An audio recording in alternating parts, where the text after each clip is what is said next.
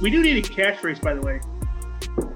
What? We need You a shouldn't say catchphrase. by the way before we even start. Fine, starting over. That makes people think that they missed something. They did, because we don't have a catchphrase. No, but we weren't talking about it before you said by the way. Fine. We need a catchphrase. If we'd been talking about something for a while, then we would have been, by the way, we need a catchphrase. It comes after like a paragraph. Is it me or by the way your new catchphrase? Hey, you're just a guest. Stay out of this. Stay out of this, guest. I love the Okay, hatred. Eric, Okay. just introduce us. Okay, so we need a catchphrase. We No. are the dumb comic creators. We are dumb comic creators. We are the dumb comic creators. My name is Eric Schwartz, and I'm, of course, joined today by... Who? I was waiting for you to answer that question. Keegan Shiner, yes. And today we have a special guest. His name's Hold William Sasso. on, wait, Keegan, I got this. What's your name?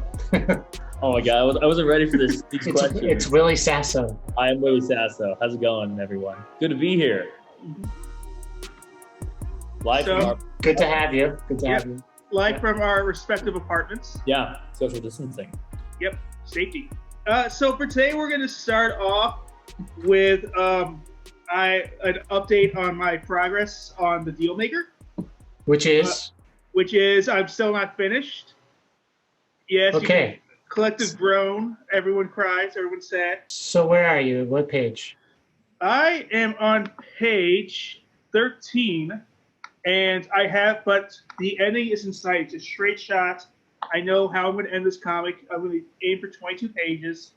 And the big thing that's happened is, so if you guys remember to the first episode, my original thing was I was going to be focusing mostly on the hero, a person named Hank, who was going to bring back justice after all the heroes disappeared. Right, this police officer who wanted to live in a world where he could actually police. Make a difference, have his life have meaning. Instead, I'm actually going to try to focus more on the villain, because I think he's a more interesting character. So you've been writing, and suddenly the story took its own life. Yes. Force. Willy, have you ever had that happen to you? Rephrase the question. So you're a writer, Willy. That's correct. And, Wait, should we have Willy? Look at my notebook. This proves it. Wow. Only writers have notebooks. That's right, man. Legally. That's right. That's right. Sorry, what was the question? So Eric's been writing his first draft of his comic. Have you ever had a first draft where you thought the story was going to be one thing, and then it takes a turn, and it ends up being kind of something else? Yes. Yes, I have. I mean, definitely, I've had a first draft where I get the first scene done, and I like how that is, but I have no idea where it's going to go from there. And in my head, it's going to go in one direction, and it ends up being a totally different thing. I think that's kind of the fun, I guess, and the quote unquote magic of writing sometimes is, Following the fun, right?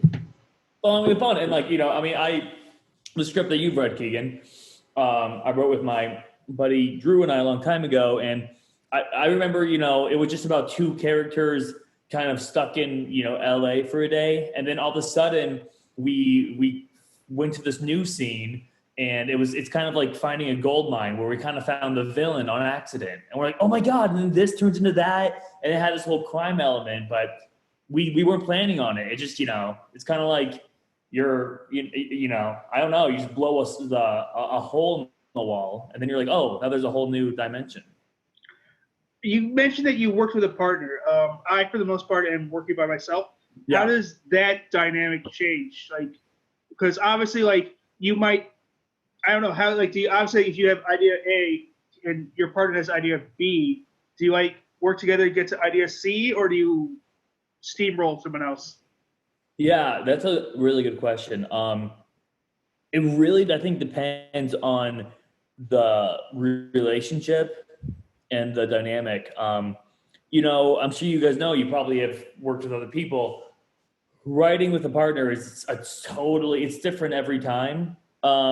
sometimes, you're kind of in sync and you're on the same page and it goes wonderfully well. And then to your other point, sometimes you're just doing tug of war and that can get really exhausting and whatnot. So also, I think writing with partners, it's really a matter of like ego combating sometimes. You have to, are you fighting for this idea because you think it's a great idea and it's better, or because it's your idea? And I think if you're not ego checking enough individually, then it can become a really exhausting process. So, well, what are the benefits of writing with a partner? Because obviously, clashing on ideas is a negative, but yeah, you can generate more idea. Like overall, you're getting twice the ideas. Does that help with the 100%. process? I mean, absolutely. I think if you can get on the same page, and again, just, check the egos, and that's just one aspect of it.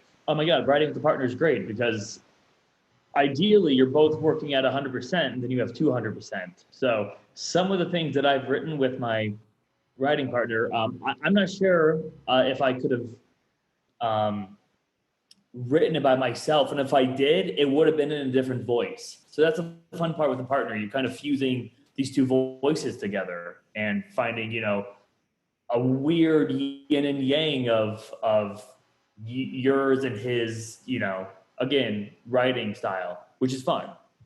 I'd like to backtrack a little bit and finish up with Eric and his script. You're on page 13. You need 9 pages. Yes. You got a plan? Yes, I do. So, I happen to have it. So at this point, I've kind of built up my staircase, and now I just kind of got to take it down to the next level. So I've gotten to gone past the hump of a major plot point of the first one, and now I just got to ride the horse all the way back home. Okay, so cool. We're saying next week you're going to have a finished first draft. I'll finish first draft, knock on wood, next week. Okay. I know where I'm heading for. I know my final line that I want of the story. I just have to get to there.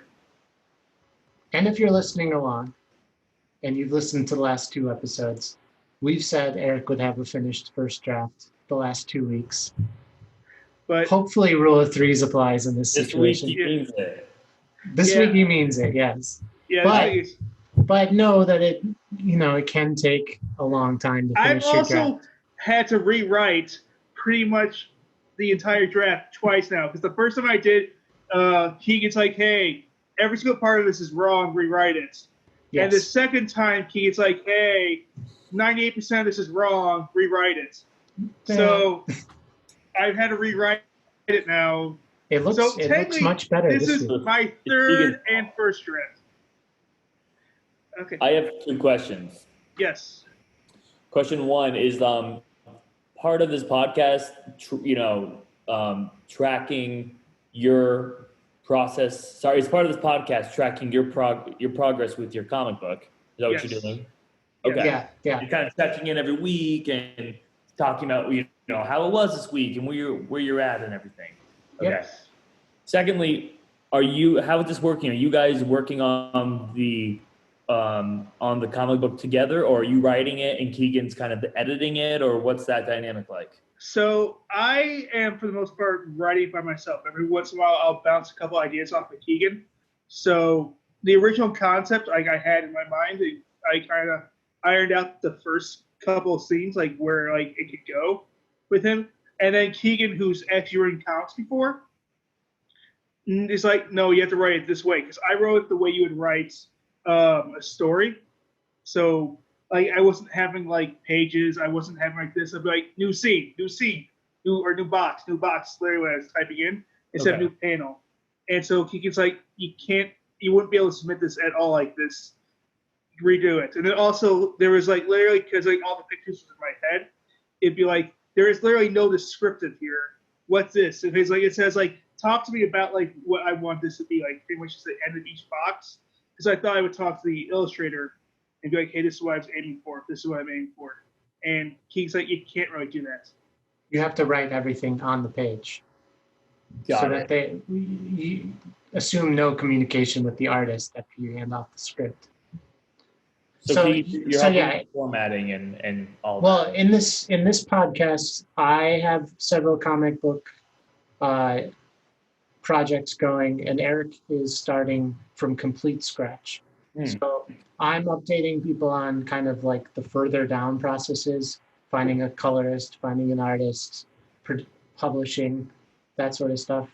While we're following Eric's journey making his first comic.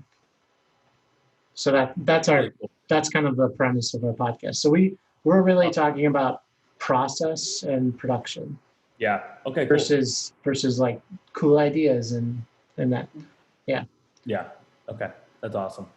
Well, good luck, Eric. This is your third week. Let's get it done. Hey, I got a month before it's due. You got a month? I just arbitrarily said that out loud. So I'm giving myself a month longer.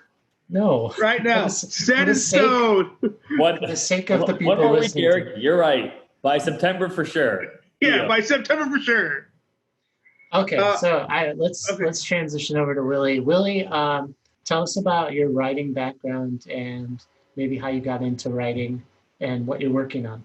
Yeah, definitely. So my writing background, in college I studied comedy writing and performance, and I really got into writing in college with a buddy of mine. And our ambition was just to write our own projects and then film it and kind of make our own movies and whatnot. So we wrote a few scripts, just some spec scripts that we ideally would sell someday. And then the other thing we really did was we decided one summer, probably 8 years ago, to we wanted to make a movie. So we just wrote a script for this movie we wanted to make, this feature.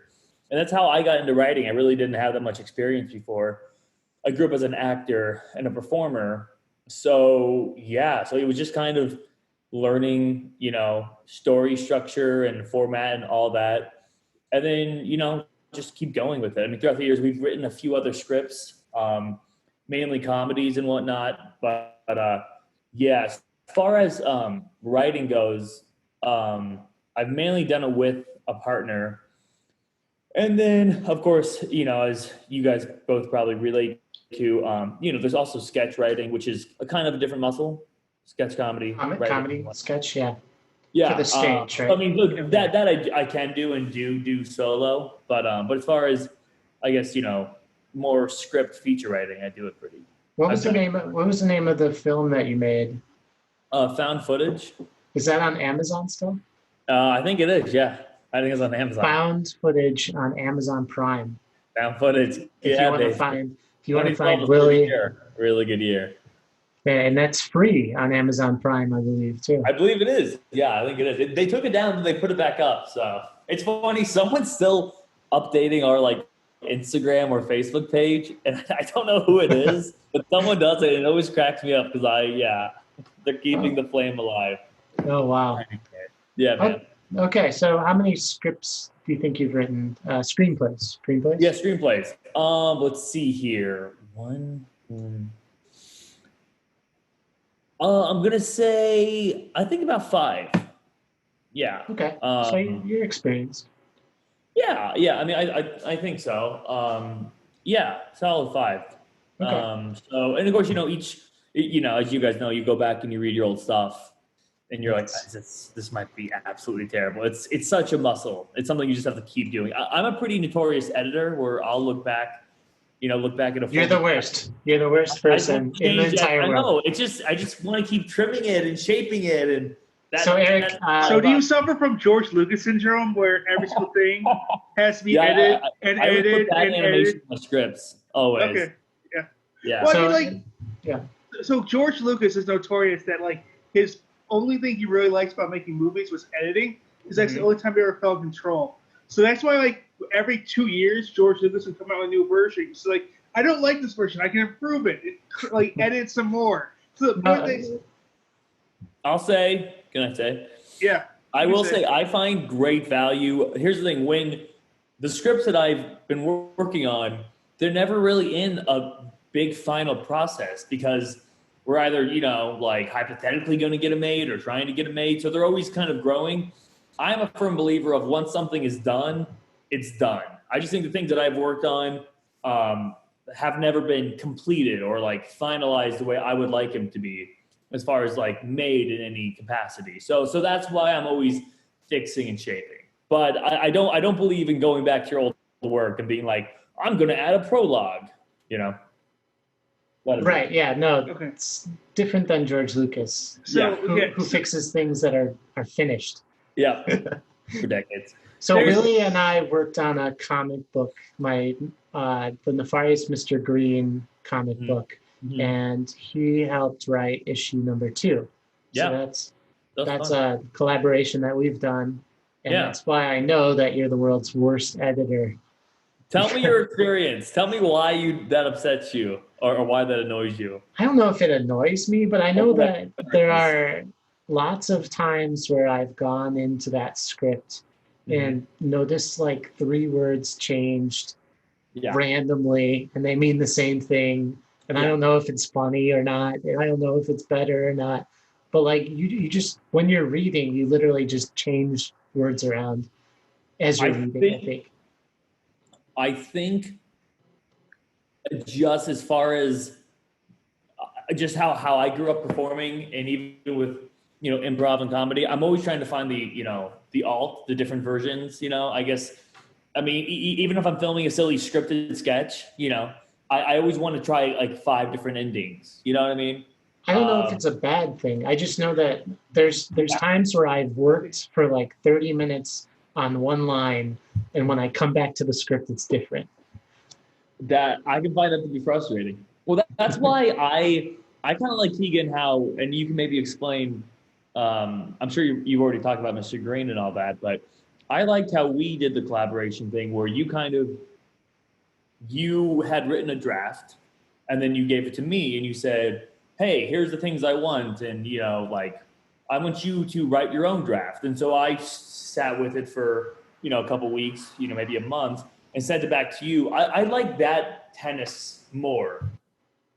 That was a different collaboration than what I've done in the past, and I kind of enjoyed that because also I was writing something that was yours, so I was just doing my trims and ads, and then gave it to you, and then was completely okay if you took away 90% of it, but maybe you found 10% that you liked. And I think that's a fun process. Yeah, it was a lot about trust because I knew your writing style, I knew how you write, and I knew kind of your comedy sense, your writing sensibility. So when I passed that script to you, I was thinking, I think it's missing this and this, and it probably needs fresh eyes or just somebody else to look at it, and that's why I did it that way. I'll say 2 things on that. I found that like a really fun, writing your own stuff is really hard, and writing is hard, as I'm sure, everyone's always said. But it's nice when someone has their idea and their world and they give it to you and then you get to put your 2 cents into it. That was something I hadn't really done. So that was really fun. And I also commend you for, I think I would have trouble giving something I worked really hard on, like you did with Mr. Green, and giving it to someone and say, do whatever you want. I would have a hard time with that. So I always kind of gave you credit for being in that place and approaching it in that way. So all 3 of us have a background in improv. Do you and you mentioned earlier that like you go into a story sometimes without having endings, maybe your first scene. Do you also play the game, I forget what it's called, but Say It Differently is what it's called, where somebody will have a guy who says or Different Choice is the name of the game. Do you play that while you're writing? Is that your writing process, or do you have a different writing process? Yeah, that's a great question. For me, my writing process, it's something I haven't thought about too much.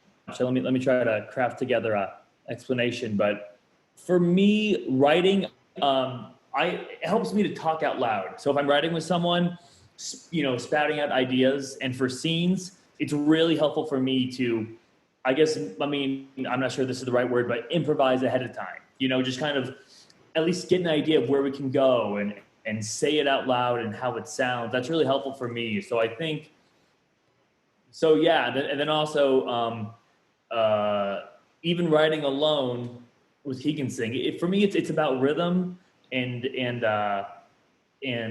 yeah. So I'm not sure if that fully answers your question, but I've sat around in the dark and read out loud a script to make sure that the characters had voices and it didn't sound like Star Wars Episode 2. I hate the sand. Yeah, no, absolutely. I think there's a lot of value in that, honestly. Yeah.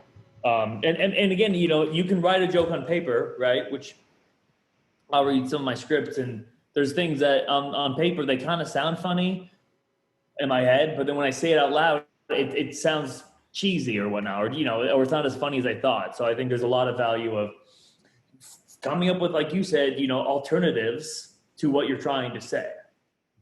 So, Willy, I have a question. Yeah. You're coming from screenwriting, and I asked you to write a comic book script.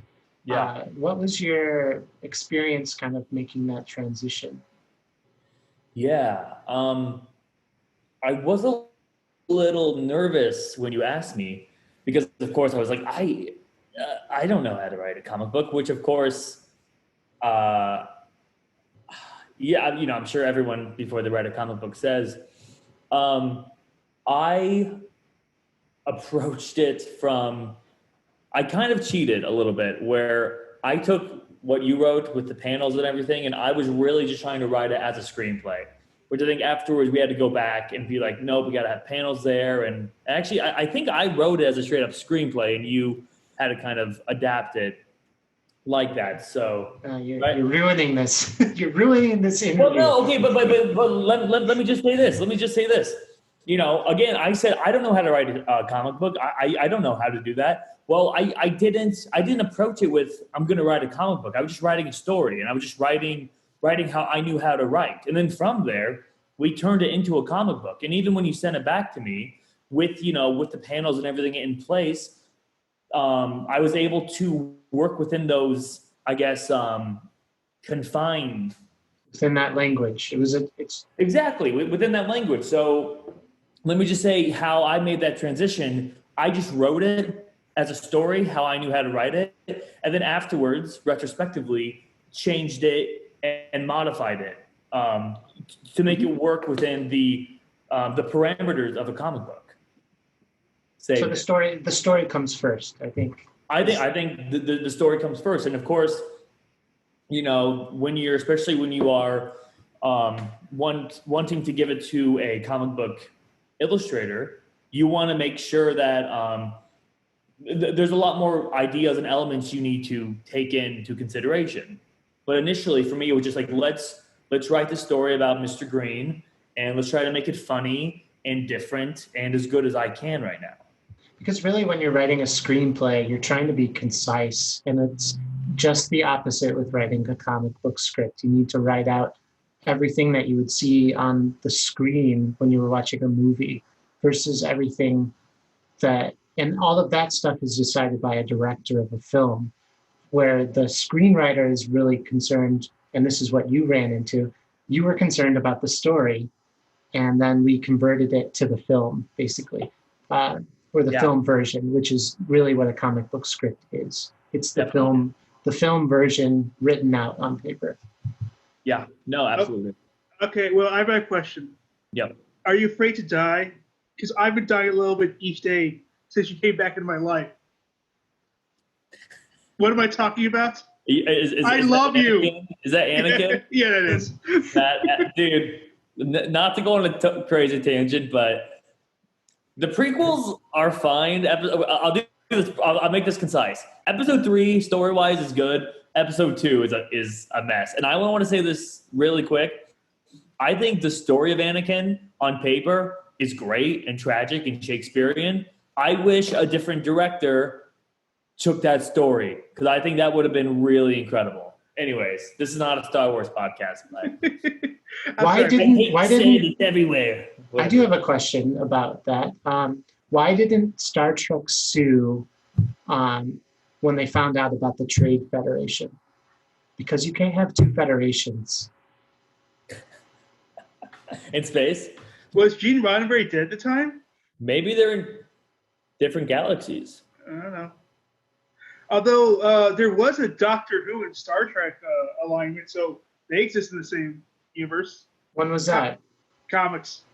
In the comics? The Cybermen and the Borg team up to fight the Doctor and the Big Trade Federation. Wow. That's amazing. I mean, they're effectively the same thing. They're both assimilate. They both are robot people that can't run. And they both all have the same voice, unless you're Jerry Ryan, in which case you just happen to have a hot voice. Yeah, I said it. All right. Well, let's get back a little bit to the story. So Willy, Willy, do you have anything in the works like that you want to selfless plug right now, or? Yeah, well, right now, once COVID hit, I realized how much free time I was inevitably going to have. So this idea I was kicking around for a long time. I've had the idea for maybe 5 years, and then I've been seriously considering it for a year. And I'm like, dude, you got to write it and figure it out. So this script I wrote with my buddy a couple years ago, called The Hollywood Pitchers. It was about us going to LA and trying to pitch our script and getting our ass kicked spiritually. And we wrote a screenplay out of it with the hopes to make it into something someday. And so once I realized that we probably wouldn't be able to make the film, I decided to maybe turn it into a musical, like a little black box musical that I could, potentially realistically pull off. So that's what I'm working on now. I'm writing the music right now. I shared it with Keegan a little bit. So I'm working on that. I have about 10 songs written, a very rough drafts, very, very beginning stages. You're following the story of the screenplay, which is ironic, a little bit right in line with this podcast about adapting your screenplay to a comic book. Well, I was going to say earlier, as far as story, like you mentioned, writing the screenplay, it just has a story and then adapting it to a certain medium. That's what I'm doing now also. We wrote this movie screenplay. And so now, once I can get a good handle on the songs and kind of a little demo, I'm going to move on to the script. But I have to reformat it and kind of visualize it in a totally different way because, as you guys know, and I wrote a musical. I didn't write the music. I wrote the script for it, in college. And it's a totally different thing. You have to present information in a totally different way, jokes land in a totally different way. So I am excited for that challenge to try to take this story that I'm familiar with, that we were hoping to make it a movie, and now try to transfer that and change that, on a different medium. So, yeah. So that sounds great. Same idea, yeah. For those that want to see you live in Chicago, is there any place you're going to be performing later? Nothing right now. As of now, no. If you come, I'll send you my address. You can come to my address and I'll perform from my bedroom window. I have a plug for you. Please. You should watch Found Footage on Amazon Prime. Yes. Hey, I will say, for free, baby. And then I will say, a long time ago when I was in California with my writing partner, we did a series of sketches called The Drew and Bill Show. And I think we ended up having like 66 sketches. So look at The Drew and Bill Show and, you can make the average video have like more than 110 views. So is that the drewandbillshow.com? Wasn't that on Funny or Die? Yeah, it was on Funny. Yeah, I think they shut down though. Didn't they shut down? Yeah, unfortunately, yes, they did. Yeah. If you go on YouTube and type in Drew and Bill Show, you'll find some stuff. Oh, it's on YouTube. Okay. On YouTube. But yeah, those are my plugs. Yeah. But I mean, cool. Yeah, I will be looking forward to what you guys do and how the podcast goes and whatnot. And Eric, I'm looking forward to reading Deal Peacemake. Yeah, I'll send you a copy in December. December. Yeah. December 31st. I'm looking forward to it, buddy. Yeah. All right. Well, hey, thank you guys. This is a lot of fun. Yeah, thank you. Thanks for coming on. Yeah, man. Do I leave now? Yeah, you can leave. You can leave or you stay, whatever you want. Bye, you guys. Bye, buddy. See ya. Good to see you. Bye. All right, so next, the dumb comic book creators are going to talk about some comics they read this week. Did you read anything? I did. I read the comic called Joker, just Joker. Just Joker? Who's it by? It is by Brian Azzarello, who, as you guys probably have heard by now, I've mentioned 100 Bullets 18 times per minute. Same author. Okay. So it even says, from the award-winning author of 100 Bullets, Brian Azzarello. It's a story that stars a guy named Robert Frost, who is a henchman of the Joker, and kind of follows the storyline of the Joker just after he's released from Arkham, and how like Joker tries to take back his city, and more he realizes that he first thought Joker was a genius and wasn't crazy at all, and more he realizes Joker's insane and he's gonna die and if he stays there, stuff like that. And so it follows that, and it's just really well done, really well illustrated. It's a really well written story. So let's talk about the art style. Who's the artist on the book? So the art is Lee Bermejo. I don't know how to say his name. It is, for the most part, it's more like realistic to a certain extent. Given that like it's blocky, they show a lot more lines in their faces and stuff like that. I actually was a big fan of it because it just kind of fit the storyline. Whereas, like for example, 100 Bullets was much more cartoonish. Period. That like it's just drawn that way. This one just is better, just more realistic, in that even though the characters are, illustrated, they're more likely to have a picture. They kind of look slightly realistic. Yeah, slightly realistic. With some exaggerated features. Yes. And the colors are much more dull, so like there's no bright colors. It's kind of a bluish tint. Yeah, like all of them feel like they take place at night, like because the background, the skies are like reddish. They don't have very blue skies, stuff like that. So is it a bit of a noir? Not really, or it is kind of dark, but it's not really a noir in the traditional sense. Okay. It's more of kind of like it's not a horror. It's kind of like just like more like a depressing story. Oh, I see. Okay. So the colors kind of fit into that because they're dulled and not very bright. Yeah. What about the lettering? So the lettering is a traditional DC Comics in that they follow that same format of like the same type, whatever that they use. It's computer made. It's computer made. It does bold some stuff, but it doesn't like change drastically. So like when for example, he calls Who calls? The Joker calls whoever the crocodile guy is, forget that guy's name. He calls him handsome. Croc? Yeah, they call Killer Croc. Yeah. Handsome. He does he bolds the word handsome. You guys can see that. Can't quite see it. Can't quite see it. Hopefully my camera will be there. But that word, did you see it's there? Yeah, okay. So they use bolded lettering to but they don't emphasize things. Yeah, but they don't change fonts, which some DC Comics will do for specific words. Stuff like that too. So yeah. So, and that je ne sais quoi? So the je ne sais quoi is French. It's a great word. It's a great phrase. It is really good because Joker is always kind of seen as like this crazy person that can't be understood, and you kind of like feel like every single person goes like, "Oh, I totally understand them." Like you hear people that are like, "I get Joker. He makes sense to me." And this is the first time it says, "No, I really don't."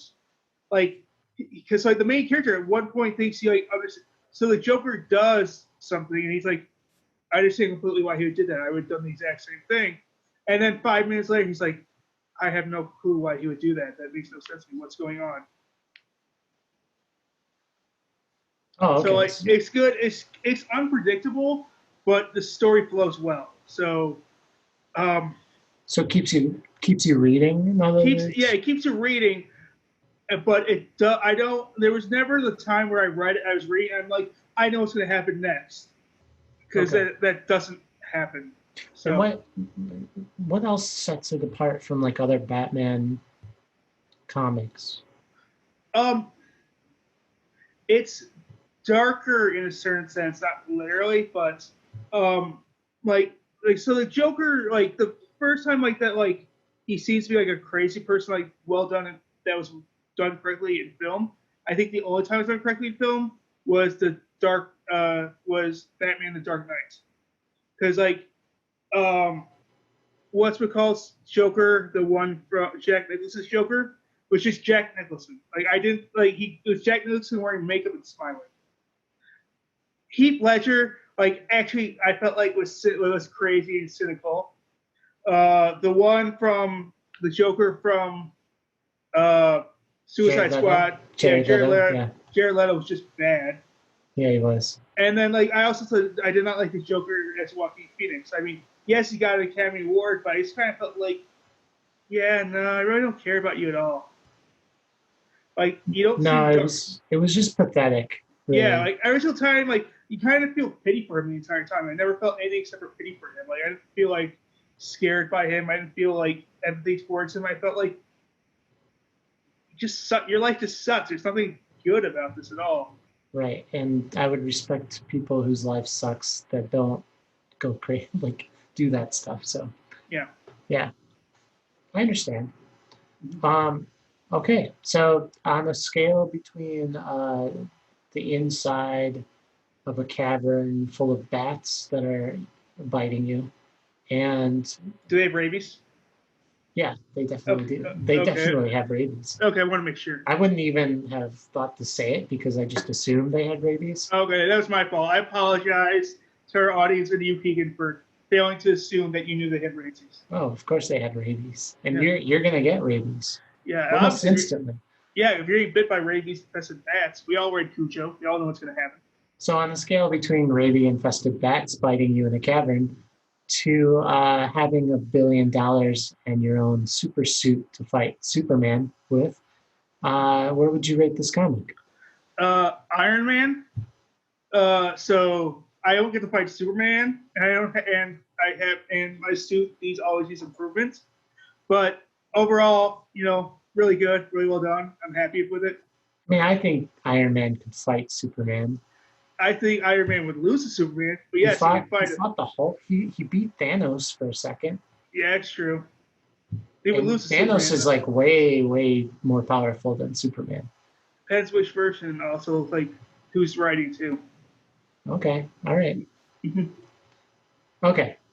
Well, I read the comic too. I read a graphic novel actually. It's called Drinking at the Movies, and it's by Julia Wirtz. And it's about her first year living in New York City when she moved there from San Francisco. So it's autobiographical. And it's got like the best introduction by Janine Garofalo. If you is it a I don't know. Is it a forward or is it like a part of the comic introduction? It's a forward. Sorry, yeah. But the forward is done it's literally notebook pages from Janine Garofalo's notebook.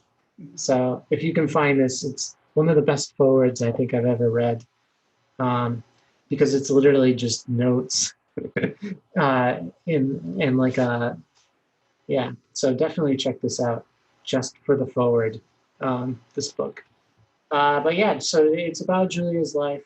Get into the story. She's kind of been living in San Francisco for a couple of years after college, and she needs a change, so she moves to New York and has to adapt to living in the Big Apple. And so it's a bit of a fish out of water. She's also goes into substance abuse issues. She's constantly juxtaposing her loneliness in New York that she's dealing with alcohol to her brother's addiction issues. that he's being sent to the hospital or to rehab for. So there's some of that connection. She also just includes a lot of random parts of New York City that I think, and it's cute and quirky, is two words I use to describe the story. Is she a manic pixie dream girl? Is she what? A manic pixie dream girl? I don't know what that is. You know Garden State or whatever? The film Garden State? Yeah. That's Natalie Portman's character is a manic pixie dream girl, where like she's quirky but solves all the main character's problems by being so quirky and crazy. No, I would say she's definitely not that. Okay. She's a mess and she has problems, and that makes for a great story. So the art, I'm going to move on to the art. Is that okay? Can I ask you about the art? Sure. How is the art? Oh, so the art. Oh, wow. I'm glad I thought to ask that question. The art is drawn by Julia Wurtz, and so she's written and drawn this whole book. The art has some like really cool chapter art where she like has sketched parts of her neighborhood or the apartment she has moved into. So, and then the rest of the book is done in these like large comic panels. So it's pretty standard panels per page, like 6 panels per page. And so, only some pages have a little more, but they're always done in these like rectangular box style. So it's pretty standard for what you'd see in like a Sunday comics type of style. And it's a little cartoony, but again, she has like, just like that last graphic novel I talked about, Guy Delisle, there are some like illustrations that are more detailed of her environments. Yeah, but the art is solid, and I do notice that some of her characters look the same, no matter if they're new characters or not. So I actually thought that was kind of interesting because it made like the New York strangers seem a lot more familiar.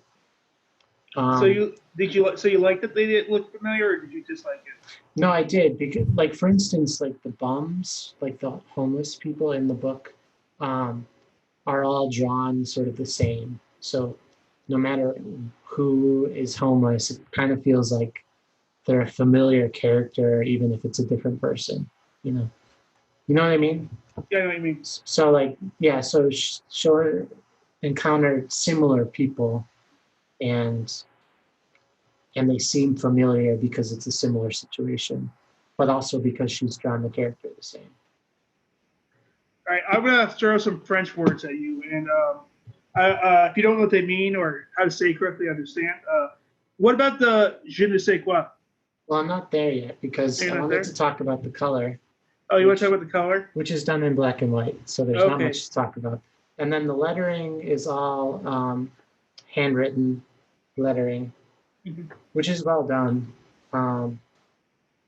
But on the flip side of that, it's never like really the same size lettering. So if you're OCD about that sort of thing, the lettering will change sizes on each page, which is interesting too.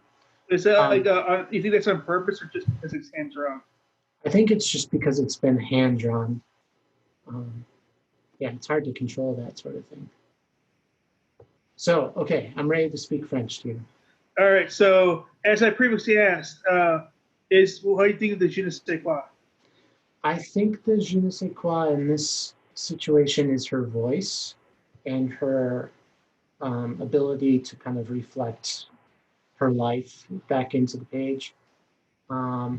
She's definitely hilarious, and the way she experiences things, like a lot of it's kind of dark humor and sort of like self-deprecating.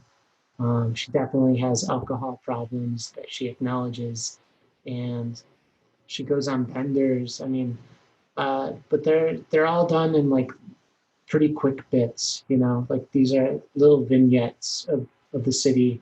So it reminds me a lot of like a Woody Allen film, which, God, what a bad example. So, does she have a story arc? So yeah, the ending does jump forward a few years, and it explains how she gives up alcohol and wishes that she'd known at the time that she should have done that. So it does have like a nice button ending. But I think this is also like kind of represents her 20s, so or 30s. Which one is it?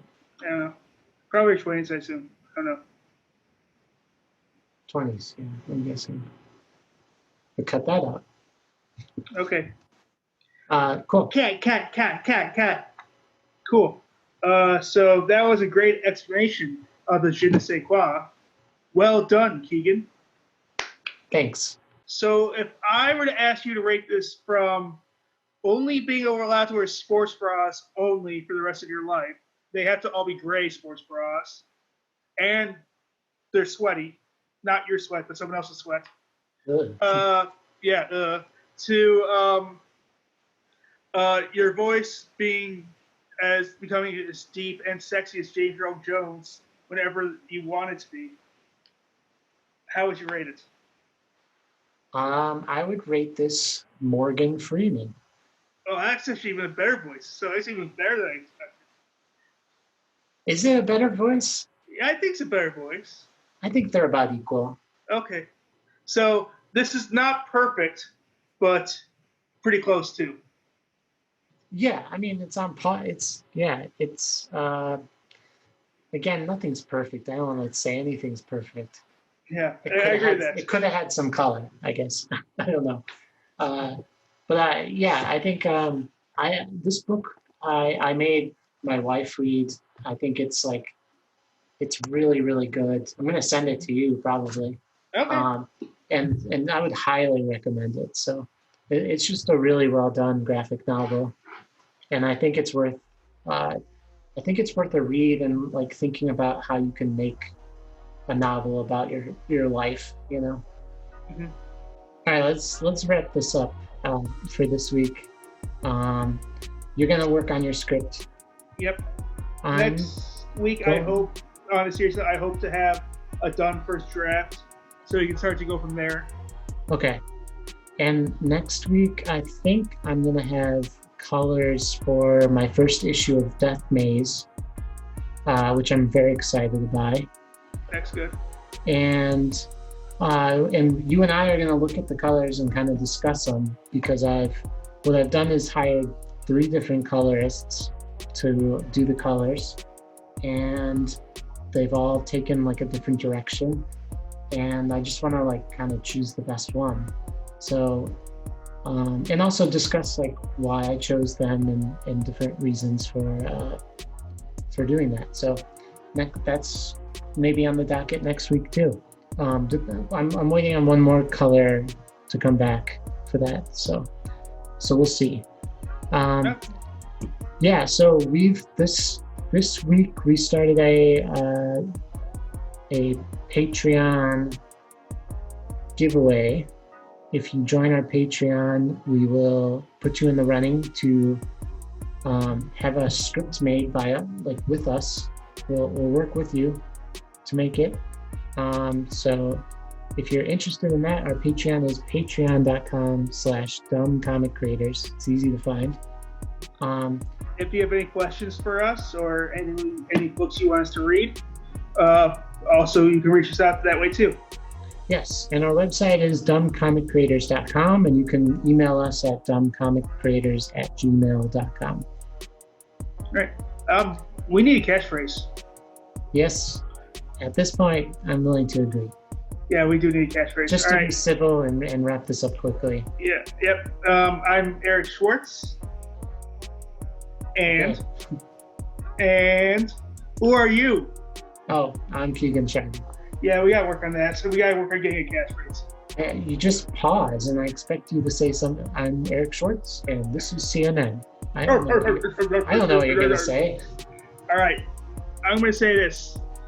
See you guys next week. Yes. See you. See ya.